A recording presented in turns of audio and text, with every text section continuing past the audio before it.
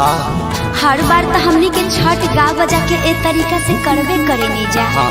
तो काहे ना अब की बारी कुछ नया तरीका से गा के छठ मनावल जा। पूजो का नया तरीका होला का? हाँ जी, कुछ गाई ना। पहले तो ही शुरू कर। हाँ तो सुने।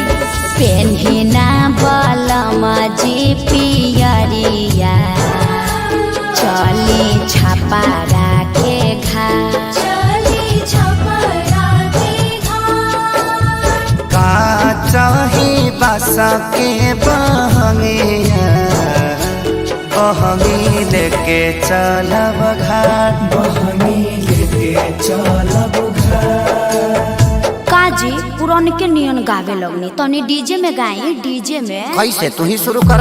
हाय से पेन्हिना बलमा जी पियरिया, ए जी पेन्हिना बलमा जी पियरिया, चली छपारा के घाट, चली छपारा के घाट। का चाही बासा के बहंगिया, बहंगी लेके चलब घाट, बहंगी लेके चलब घाट। ए अम्मा जी तनी रौरो नाची। बाट जे पूछेला बटोहिया, बाट जे पूछेला बटोहिया, ई दल के करा के जा, ई दल के करा के जा।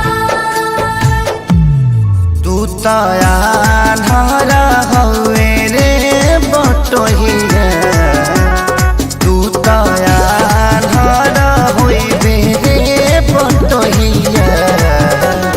ई दल छठी माई के जाय, ई दल छठी माई के जाय।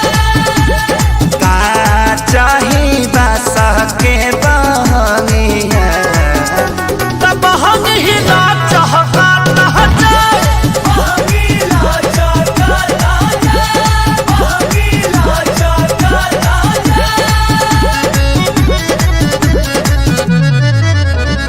करी न सासु आमा जी तैयारिया, अर्घ के बेरा बीतल जा, पेन्ही नारी सबके पापा पियरिया, दौरा घाटे पहुँचा, मम्मी हम तली थथी घाट पलाका छोले। अरे तू का करे जइबो? पराका फोड़ के हमार सारी जरइबो, मरब एक था। छठी घाटे करबे डरामा, ओही जा हो जाई बाबा, ओही जा हो जाई बाबा। यार पापा से बोल, मम्मी मारने की धमकी दे रही है। पापा साफा आतंकवादी हो का? काहे लइकवा के डरोले बड़वा? अरे ना जी, बबुआ पर चटक न जान चलाई है, दिहल हा छठी माई के रात, दिहल हा छठी माई के रात। अच्छा ठीक बा, ना मारब, ई तो हमरो पता बाजी।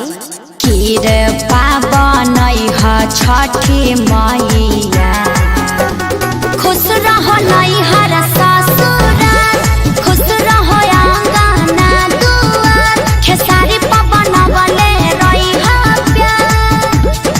हे छठी मैया, तनी कश्यप जी पर ध्यान देत रही ह, विवाद से बचई ह।